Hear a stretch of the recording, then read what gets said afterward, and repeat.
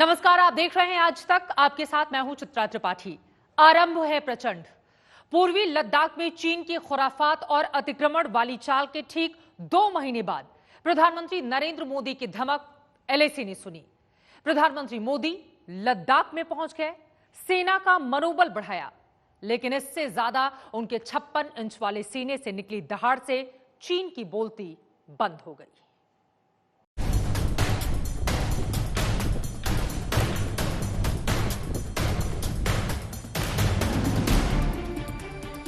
भारत माता की वंदे वंदे, भारत माता की वंदे वंदे।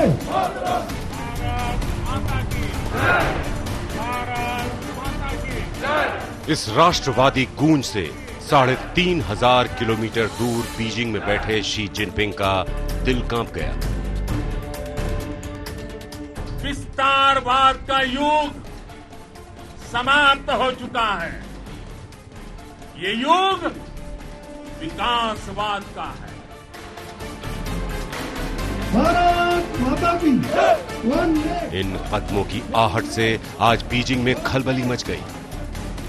अब इस बार फिर से पूरे विश्व ने विस्तारवाद के खिलाफ मन बना लिया है।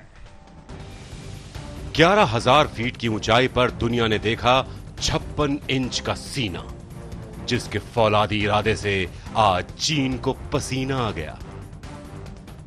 लद्दाख में वास्तविक नियंत्रण रेखा के उस पार चीनी सैनिकों का मनोबल श्याक और गलवान नदी की धारा में बहने लगा जब उन्होंने हिंदुस्तान के प्रधानमंत्री को अपनी गर्दन पर खड़ा होकर दहाड़ते देखा। भारत माता की जय, भारत माता की जय। आज हर देशवासी का सिर आपके सामने, अपने देश के वीर सैनिकों के सामने आदर पूर्वक नतमस्तक होकर के नमन करता है। आज हर भारतीय की छाती आपकी वीरता और पराक्रम से फूली हुई है। प्रधानमंत्री नरेंद्र मोदी का यह दौरा इतना अचानक हुआ कि किसी को कानों कान खबर नहीं हुई, लेकिन ड्रैगन के कान तक प्रधानमंत्री नरेंद्र मोदी का सख्त पैगाम पहुंच गया। सबसे अगले मोर्चे पर एक योद्धा, एक कमांडर इन चीफ की तरह अपने इरादों में बेहद मजबूत। तनाव के बीच सैनिकों का मनोबल बढ़ाने एलएसी के पास और दबाव में आ गया चीन। लद्दाख के अलग अलग इलाकों में जहां भारत और चीन की सेनाएं युद्ध के मोर्चे पर आमने सामने खड़ी हैं, इस मौके पर प्रधानमंत्री मोदी ने सीधे फॉरवर्ड पोस्ट पहुंचकर जवानों का हौसला बढ़ाया और उनमें जोश भर दिया। इसके साथ ही प्रधानमंत्री ने चीन के लिए भी कड़ा संदेश दिया। प्रधानमंत्री ने साफ किया कि चीन के खिलाफ भारत की हर मोर्चे पर तैयारियां माकूल हैं और चीन जिस भाषा को समझता है उसी भाषा में उसे कड़ा जवाब दिया जाएगा। पूर्वी लद्दाख में एलएसी पर प्रधानमंत्री नरेंद्र मोदी सीधे पहुंच गए।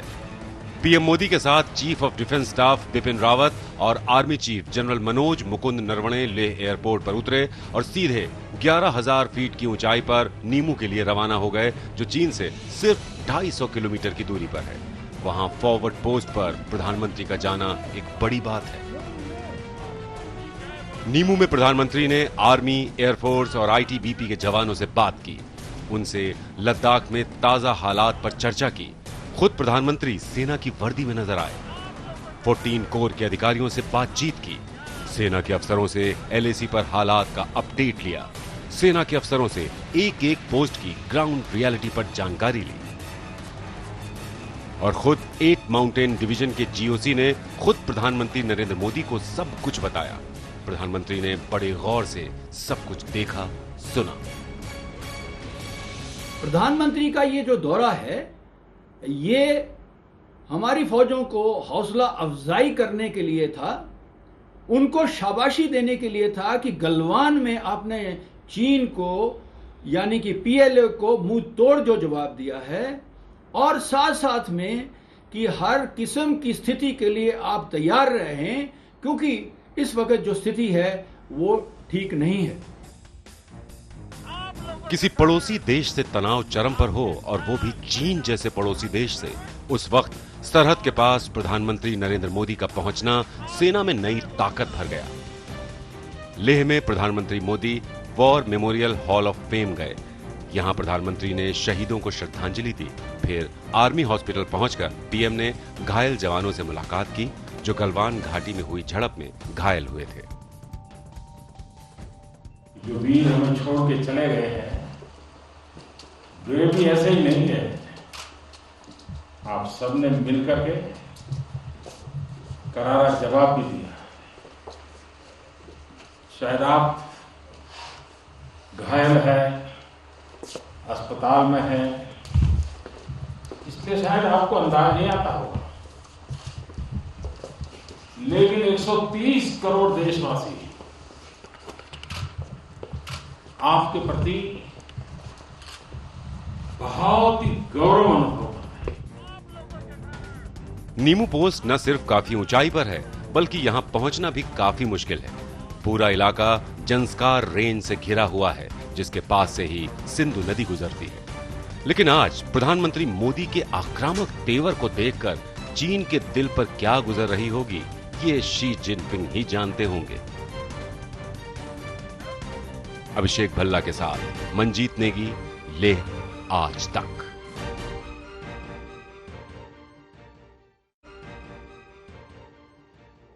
और अब आगे बढ़ते हुए आपको दिखाते हैं कि लद्दाख में चीन से निपटने के लिए भारत ने कौन कौन से हथियार तैनात कर रखे हैं और कौन कौन से हथियार भारत के पास अभी आने वाले हैं, एक एक करके उसके बारे में हम आपको जानकारी दे देते हैं। सबसे पहले बात, भारत को 27 जुलाई तक फ्रांस से 6 राफेल फाइटर जेट मिलने वाले हैं। मैं चाहूंगी कि राफेल दिखाया जाए यहां पर, जिसका इंतजार बरसों से किया जा रहा है। इन फाइटर जेट्स को अंबाला एयरबेस पर तैनात किया जाएगा, ऐसी खबरें सामने आ रही हैं। भारत राफेल बनाने वाली फ्रेंच कंपनी दसॉ एविएशन से 36 फाइटर जेट खरीदेगा।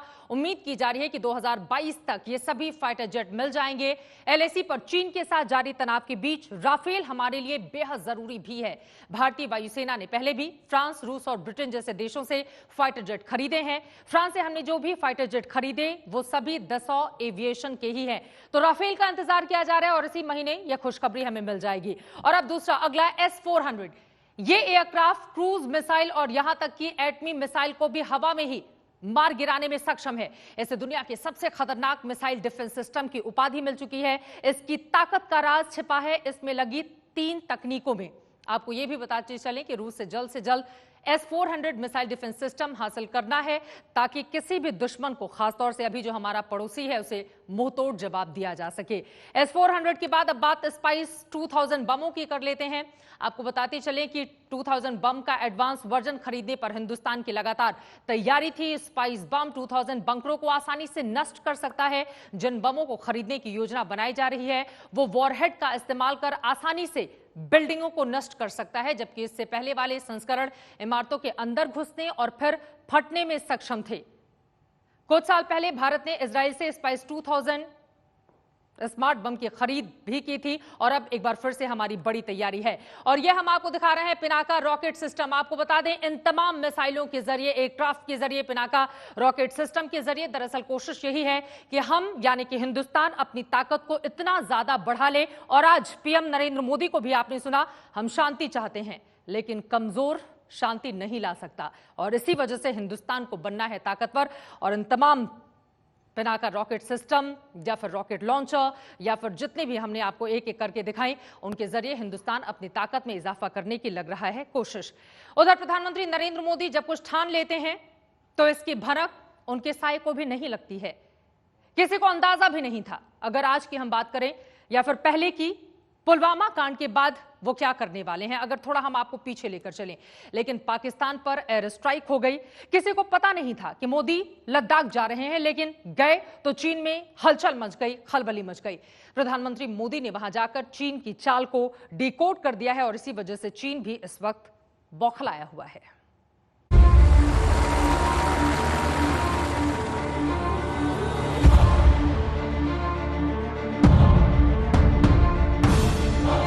प्रधानमंत्री नरेंद्र मोदी की बॉडी लैंग्वेज को समझिए। आत्मविश्वास से उठते कदम, दुश्मन की हरकतों पर आक्रामक तेवर और चाल में एक अजब सा आत्मविश्वास। प्रधानमंत्री नरेंद्र मोदी की बॉडी लैंग्वेज एक भरोसा है कि जो शांति चाहता है उसके साथ शांति होगी, लेकिन कोई हिंदुस्तान की ताकत को आजमाने की कोशिश करेगा तो उसे मुंह की खानी पड़ेगी। मानवता की प्रगति के लिए शांति और मित्रता हर कोई स्वीकार करता है, हर कोई मानता है बहुत जरूरी है, लेकिन हम ये भी जानते हैं कि शांति निर्बल कभी नहीं ला सकता। कमजोर शांति की पहल नहीं कर सकता। वीरता ही शांति की पूर्व शर्त होती है। प्रधानमंत्री नरेंद्र मोदी का सरहद के पास जाना कोई साधारण घटना नहीं है। ऐसे ही नहीं चीन की कपकपी छूटने लगी। इस यात्रा को समझने के लिए प्रधानमंत्री मोदी के पुराने तेवर को समझना होगा, क्योंकि उसमें पीएम मोदी के इरादे और वादे दोनों छुपे हैं। हमारे सपूत पाकिस्तान के भीतर आतंकियों के अड्डे में घुसकर मारते हैं। पाकिस्तान के बालाकोट में हुई एयर स्ट्राइक को पाकिस्तान कभी भूल नहीं सकता और अपने सबसे करीबी दोस्त पाकिस्तान की वो दुर्दशा चीन को भी याद होगी। पाकिस्तान ने सोचा होगा कि पुलवामा में 40 जाबाजों की शहादत के बावजूद वो बड़े आराम से बच जाएगा। उसे गुमान रहा होगा कि उसके सिर पर उसके आका चीन का रक्षा कवच है। लेकिन जब बालाकोट में एयर स्ट्राइक हुई तो दुनिया समझ गई कि प्रधानमंत्री मोदी के गुस्से का अंजाम क्या होता है। मैं आतंकी संगठनों को और उनके सरपरस्तों को कहना चाहता हूं कि वे बहुत बड़ी गलती कर चुके हैं। बहुत बड़ी कीमत उनको चुकानी पड़ेगी।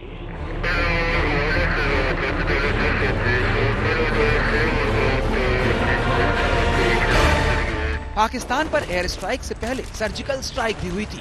तब पाकिस्तान ने कहां सोचा होगा कि कश्मीर के जिस इलाके को अपने कब्जे में ले रखा है वहीं पर उसकी बर्बादी की मर्सिया पढ़ी जाएगी। अब ये कहते हैं ये तो चुनाव वाला खेल है। जब सर्जिकल स्ट्राइक हमने पहली बार की तब कहां चुनाव था भाई?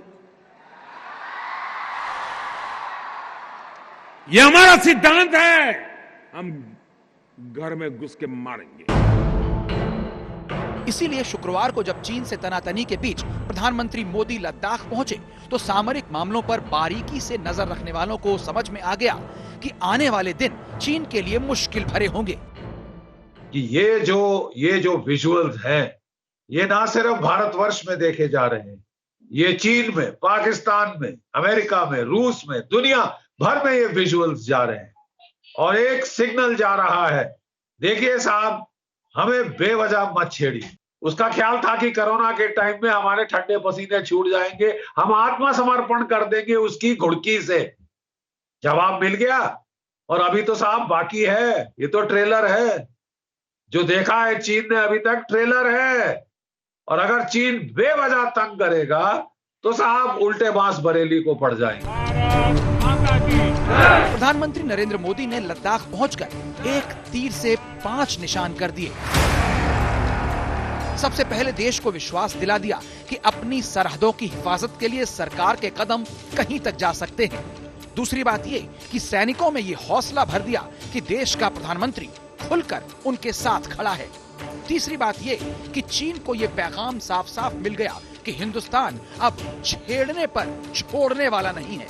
चौथी बात ये हुई कि चीन के लिए ये दहशत छोड़ दी कि भारत कुछ भी कर सकता है।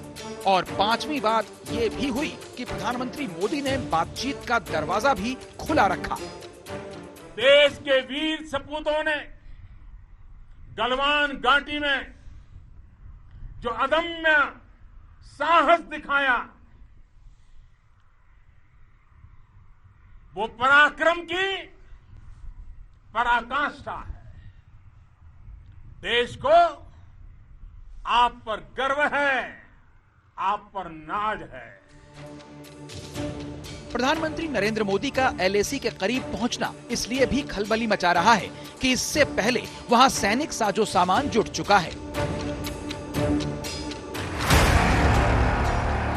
LAC के पास हिंदुस्तान ने स्पाइस बॉम्ब और M777 होवित्जर तोप की तैनाती कर रखी है, जबकि राफेल के लड़ाकू विमान और रूस से S-400 डिफेंस सिस्टम आने वाले हैं। प्रधानमंत्री के लद्दाख दौरे के दौरान उनके साथ CDS जनरल बिपिन रावत, सेना प्रमुख general Naravane, northern army commander और सभी लोकल कमांडर मौजूद थे। इस दौरान प्रधानमंत्री ने आर्मी कमांडरों से कहा कि चीन के खिलाफ कड़ा रवैया अपनाना जाना चाहिए। इसके साथ ही हर मोर्चे पर चीन को कड़ा जवाब दिया जाना चाहिए। ये संदेश साफ है कि आने वाले दिनों में सामरिक मोर्चे पर भारतीय सेना चीन के खिलाफ किसी बड़े ऑपरेशन को अंजाम दे सकती है।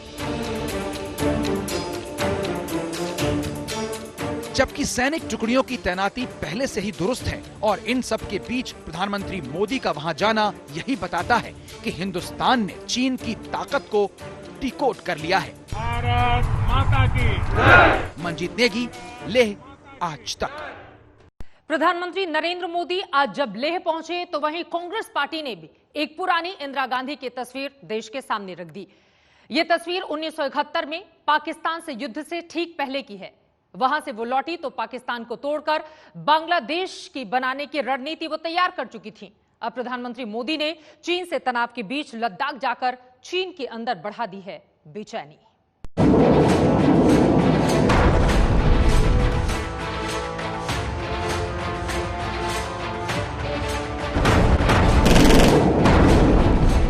उनचास साल पहले भारत और पाकिस्तान के बीच एक निर्णायक युद्ध हुआ था, जिसमें पाकिस्तान को न सिर्फ मुंह की खानी पड़ी थी बल्कि उसके 2 टुकड़े हो गए थे। तब पाकिस्तान से जंग थी। आज चीन से LAC पर घमासान है। और इस बार प्रधानमंत्री नरेंद्र मोदी का लेह पहुंच जाना चीन के लिए अलर्ट मोड में आने का संकेत है। अजीब संयोग है कि 1971 में युद्ध से पहले तत्कालीन प्रधानमंत्री इंदिरा गांधी भी लेह पहुंची थी। भारत केवल भूमि, पहाड़ और नदी नहीं, भारत केवल 6 लाख गांव व नगर नहीं, भारत उसकी 55 करोड़ संतान भी नहीं, भारत एक भावना है। लेह से इंदिरा गांधी की वापसी के बाद भारत और पाकिस्तान का युद्ध हुआ था, जिसके गर्भ से दुनिया को बांग्लादेश नाम का एक नया देश मिला। कहा जाता है कि इंदिरा गांधी के लेह दौरे के दौरान ही बांग्लादेश को अलग देश बनाने की रणनीति पर चर्चा हुई। पाकिस्तान के जुल्म और सितम से पूर्वी पाकिस्तान के लोग बुरी तरह परेशान थे। इंदिरा गांधी ने पूर्वी पाकिस्तान के लोगों के आक्रोश का फायदा उठाया। दूसरी तरफ पाकिस्तान की हठ धर्मिता ने भी उसकी बर्बादी का रास्ता बना दिया। 3 दिसंबर 1971 को दोनों देशों के बीच युद्ध शुरू हुआ, जो 13 दिन तक चलकर 16 दिसंबर को भारत की विजय और पाकिस्तान की पराजय और विभाजन के रूप में खत्म हुआ। लेह में इंदिरा गांधी की उसी 49 साल पुरानी तस्वीर को दिखाकर कांग्रेस ने प्रधानमंत्री नरेंद्र मोदी पर तंज कसा है। लेह की यात्रा से लौटने के बाद उन्होंने पाकिस्तान के 2 टुकड़े कर दिए थे। देखते हैं ये क्या करते हैं। लेकिन लद्दाख में सेना का पराक्रम दिल्ली पहुंचते पहुंचते सियासी जंग में बदल जाता है। प्रधानमंत्री मोदी ने लद्दाख से चीन की विस्तारवादी नीतियों पर हमला करते हुए सेना की हौसला अफजाई की। वो बताते रहे कि सीमाएं महफूज हैं। आप सभी से प्रेरणा लेते हुए हम मिलकर हर चुनौती पर, मुश्किल से मुश्किल चुनौती पर विजय प्राप्त करते रहे हैं, विजय प्राप्त करते रहेंगे। लेकिन कांग्रेस के पूर्व अध्यक्ष राहुल गांधी ने एक वीडियो शेयर कर सरकार पर सवाल उठा दिया। लद्दाख कहता है चीन ने हमारी जमीन हड़पी, पीएम कहते हैं किसी ने हमारी जमीन पर कब्जा नहीं किया। कोई तो झूठ बोल रहा है। राहुल गांधी का ट्वीट आया नहीं कि बीजेपी की तरफ से उन पर हमलों की झड़ी लग गई। कहीं ना कहीं वो अपने निशाने पर देश की फौज को ले रहे हैं, जो कि बहुत ही दुर्भाग्यपूर्ण है। और मुझे नहीं लगता है कि देश में और देश की फौज का जो मनोबल है, यदि कोई गिराने का कोशिश करेगा, अगर वो राहुल गांधी क्यों ना हो, कांग्रेस पार्टी क्यों ना हो, देश के लोग इस बात को नोटिस कर रहे हैं और देश की फौज भी इस बात को देख रही है। और मैं समझता हूं कि बड़ा दुर्भाग्यपूर्ण बयान राहुल गांधी जी का और उनके पार्टी के लोगों का आ रहा है। इन सब के बीच रक्षा मंत्री राजनाथ सिंह दिल्ली में रहे। वैसे पहले उनके ही लद्दाख जाने की चर्चा थी, लेकिन प्रधानमंत्री नरेंद्र मोदी खुद लेह का दौरा कराए तो रक्षा मंत्री ने उनकी भरपूर तारीफ की। भारतीय सेना के रहते देश की सीमाएं हमेशा सुरक्षित रहीं। प्रधानमंत्री श्री नरेंद्र मोदी का आज लद्दाख जाकर सेना के जवानों से भेंट करके उनका उत्साहवर्धन करने से निश्चित रूप से सेना का मनोबल और ऊंचा हुआ है। मैं प्रधानमंत्री के इस कदम की सराहना करते हुए उन्हें धन्यवाद देता हूं। लेह में किसी पड़ोसी देश के साथ तनाव की स्थिति में अब तक 2 ही प्रधानमंत्री पहुंचे हैं, पहले इंदिरा गांधी और अब प्रधानमंत्री मोदी। इसलिए ये उत्सुकता तो बढ़ ही गई है कि लेह से लौटे प्रधानमंत्री मोदी ने LAC के हालात देखकर क्या फैसला लिया होगा। प्रधानमंत्री मोदी के फैसले और रणनीति को डिकोड करना बड़े बड़े रणनीतिकारों के लिए भी असंभव है। ऐसे में आने वाले दिनों में कुछ बड़ा हो सकता है। मंजीत नेगी, लेह आज तक। प्रधानमंत्री नरेंद्र मोदी ने लद्दाख दौरे से चीन को सीधे सीधे आगाह कर दिया है। इसके साथ ही उन्होंने भारतीय सेना के वीर सपूतों के साथ भारत माता की रक्षा करने की सौगंध भी खाई।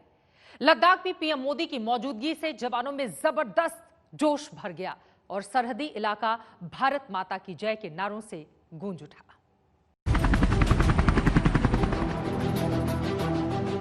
भारत माता की जय, भारत माता की जय, भारत माता की जय।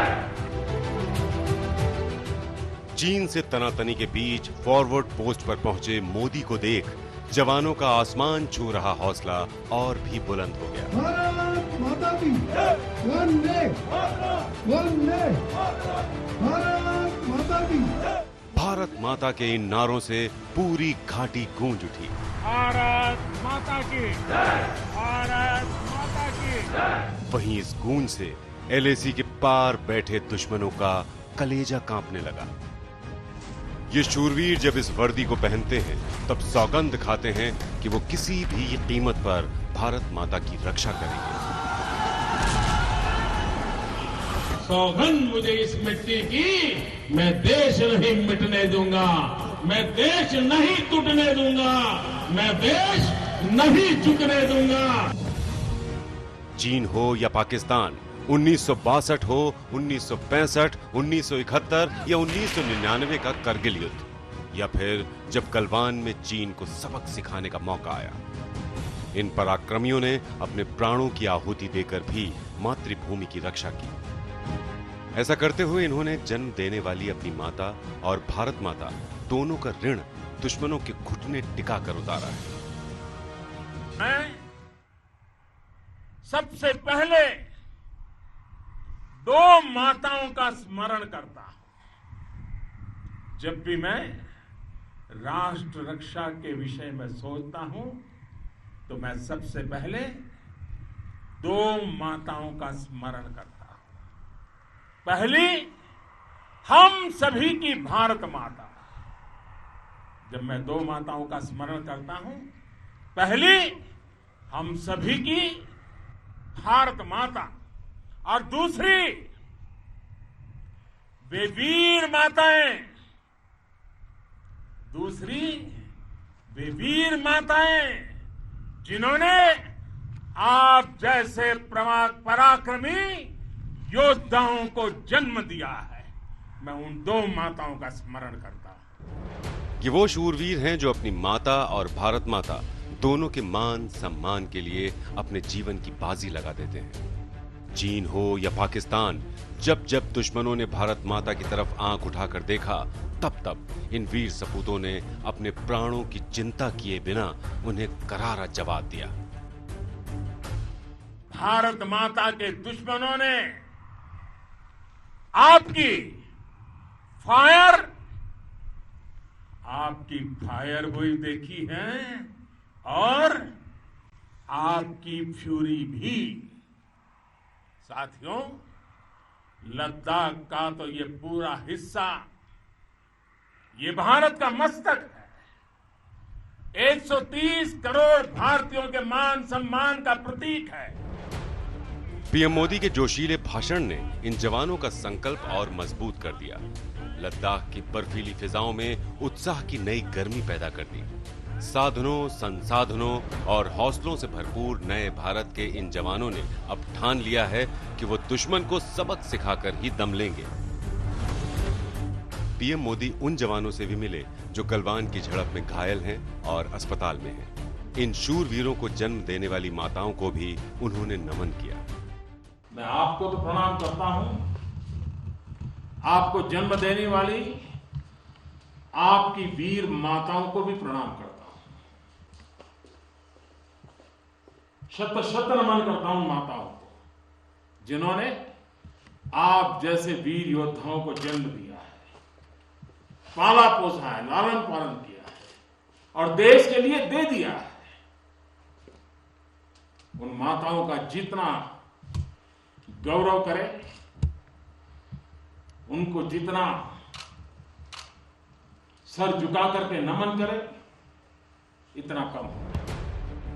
दगाबाज चीन और चालबाज पाकिस्तान को पीएम मोदी ने अपने दौरे से चौंका दिया। वहीं अपने बीच देश के प्रधानमंत्री को पाकर जवानों का मनोबल और बढ़ गया। दुश्मन को मुंह तोड़ जवाब देने का उनका हौसला अब आसमान से भी ऊंचा है। भारत माता की, भारत माता की, भारत माता की, वंदे। मंजीत नेगी, लेह, आज तक। वंदे। प्रधानमंत्री नरेंद्र मोदी ने एलएसी पर जाकर हिंदुस्तान के अपने जवानों की हौसला अफजाई की है। उन्होंने किसी देश का नाम नहीं लिया, लेकिन चोर की दाढ़ी में तिनके वाली कहावत को चीन ने साबित कर ही दिया। तुरंत उसकी तिलमिलाहट दुनिया के सामने आ गई। भारत माता की जय, भारत माता की जय। एलएसी पर 56 इंच का सीना देखकर चीन को पसीना आ गया। लेकिन प्रधानमंत्री नरेंद्र मोदी ने अगर पराक्रम वाली हुंकार भरी तो शांति और संयम का रास्ता भी दिखाया। वंदे, वंदे। हम वो लोग हैं जो बांसुरी धारी कृष्ण की पूजा करते हैं, तो हम वही लोग हैं जो सुदर्शन चक्रधारी कृष्ण को भी आदर्श मान करके चलते हैं। चीन ने सोचा नहीं होगा कि एलएसी पर 5 मई से शुरू हुई हिमाकत उसके लिए इतनी भारी पड़ रही है। एक सरहद पर पीएम मोदी गए नहीं कि अब चीन अपने सारे पड़ोसी देशों के साथ सरहद पर मचे बवाल पर दुहाई देने लगा। वो कहने लगा कि उसकी 14 देशों से सरहद लगती है, लेकिन सीमा विवाद सिर्फ 2 से है। सवाल है कि वो भी क्यों? पीएम मोदी के तेवर देखने के बाद भारत के साथ संबंधों की दुहाई के साथ चीन अपनी तिलमिलाहट को छुपा भी नहीं पा रहा। Now India and China are in communication and negotiation. Bharat और चीन संपर्क में है और तनाव घटाने के लिए सैन्य और कूटनीतिक माध्यमों से बातचीत कर रहे हैं। किसी पक्ष को कोई ऐसा कदम नहीं उठाना चाहिए जिससे इस समय मुश्किल परिस्थिति बने। हालांकि चीन की तिलमिलाहट सिर्फ प्रधानमंत्री के लेह जाने से ही नहीं है, बल्कि पीएम मोदी की डिजिटल स्ट्राइक से भी है। बल्कि अब तो भारत ने आर्थिक स्ट्राइक का भी फैसला कर लिया है। इसकी एक शुरुआत तो बिजली के झटके से हो रही है। भारत हर साल विदेशों से 71,000 करोड़ रुपए का बिजली उपकरण खरीदता है। इनमें से चीन से हर साल भारत को 21,000 करोड़ का बिजली का सामान आता है। लेकिन भारत ने अब फैसला कर लिया है कि चीन से यह सामान नहीं खरीदेगा। और ज्यादातर जो सामग्रियां आयात हुई वो भारत में बनती हैं। भारत में उसकी मैन्युफैक्चरिंग कैपेसिटी है। आत्मनिर्भर हम ऑलरेडी हैं। हम कन्वेंशनल पावर की बात कर रहे हैं, आत्मनिर्भर हम ऑलरेडी हैं। सिर्फ 5 आइटम ऐसे हैं जो हाई टेक्नोलॉजी हैं, जैसे HVDC वगैरह, जो कि यहां नहीं बनते हैं। उसका भी हम फेज मैन्युफैक्चरिंग प्रोग्राम यहां चालू करने वाले हैं। वैसे गलवान में चीन की धोखेबाजी के बाद ही उसके खिलाफ सरकार ने इकोनॉमिक स्ट्राइक के कई कदम उठा लिए। कुछ दिन पहले रेलवे ने 471 करोड़ के सिग्नलिंग प्रोजेक्ट को रद्द करने का फैसला किया। महाराष्ट्र सरकार ने चीन से करीब 5,000 करोड़ की डील रद्द कर दी। हरियाणा ने भी चीन की कंपनियों का 780 करोड़ का ऑर्डर रद्द कर दिया। यूपी सरकार भी फैसला ले चुकी है कि बिजली विभाग चीन के बिजली मीटर नहीं लगाएगा। वहीं नितिन गडकरी ने ऐलान कर दिया कि किसी भी चीनी कंपनी को देश के हाईवे प्रोजेक्ट में मौका नहीं मिलेगा। ये भी कि घरेलू कंपनियों को बढ़ावा दिया जाएगा। BSNL और MTNL ने तो अपना 4G टेंडर रद्द भी कर दिया है। अब चीन को समझ में आ रहा है कि भारत जैसे मददगार और दोस्त देश के साथ दुश्मनी कितने घाटे का सौदा है। लेह में मंजीत नेगी के साथ आज तक ब्यूरो। प्रधानमंत्री नरेंद्र मोदी का लद्दाख दौरा एक और मायने में बेहद अहम और खास रहा। इस दौरे में सैनिकों के साथ मुलाकात के लिए उन्होंने जिस पोस्ट को चुना, उसकी ताकत से चीन और पाकिस्तान दोनों की शामत आ सकती है। भारत के खिलाफ मिलीभगत करने वाले दोनों दुश्मनों को पीएम मोदी ने कड़ी चेतावनी जारी कर दी है। शांति और मित्रता हर कोई स्वीकार करता है, हर कोई मानता है बहुत जरूरी है, लेकिन हम ये भी जानते हैं कि शांति निर्बल कभी नहीं ला सकती।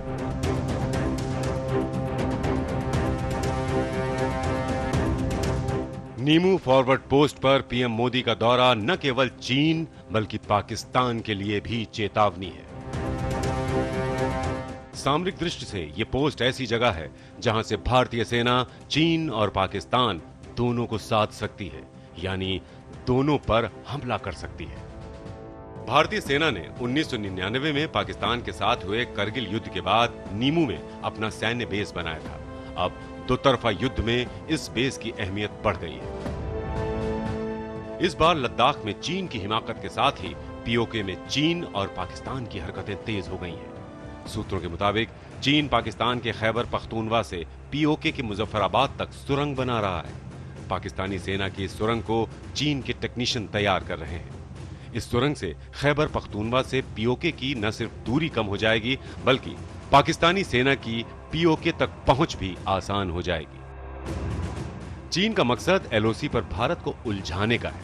इसके लिए चीन ने पाकिस्तान को विंग लूंग 2 ड्रोन मुहैया कराए हैं। इस एडवांस ड्रोन की तैनाती एलओसी से सटे पीओके में की गई है, जिसमें बोई, मदारपुर, फगोश और देवलियां खास है। ये जो यूएवीज हैं, इससे वो air to surface missiles, anti tank missiles और ग्राउंड बॉम्ब फेंकने की काबिलियत रखते हैं। इसका एंड्योरेंस तकरीबन 20 घंटे, पेलोड लेने की काबिलियत तकरीबन 400 किलोग्राम। इस वजह से पीएम मोदी ने नीमू फॉरवर्ड पोस्ट से भारत की तरफ आंख उठाकर देखने वाले दुश्मनों को सख्त चेतावनी दे दी। हम वो लोग हैं जो बांसुरीधारी कृष्ण की पूजा करते हैं, तो हम वही लोग हैं जो सुदर्शन चक्रधारी कृष्ण को भी आदर्श मान करके चलते हैं। इसी प्रेरणा से हर आक्रमण के बाद भारत और सशक्त होकर उभरा है। पिछले कुछ महीनों में एलओसी पर पाकिस्तान लगातार सीज फायर तोड़ रहा है। वहीं भारत से लगने वाली सीमा पर सेना का जमावड़ा भी बढ़ा रहा है। ऐसे में चीन पाकिस्तान की हरकतें हद से ज्यादा हुई तो सेना सुदर्शन चक्र धारण कर सकती है। मंजीत नेगी, लेह आज तक। प्रधानमंत्री आज अचानक सैनिकों के बीच लेह पहुंच गए। सेना के जवानों के साथ प्रधानमंत्री मोदी का गहरा नाता है। वो बार बार सैनिकों के बीच जाते रहते हैं उनके हौसला अफजाई के लिए।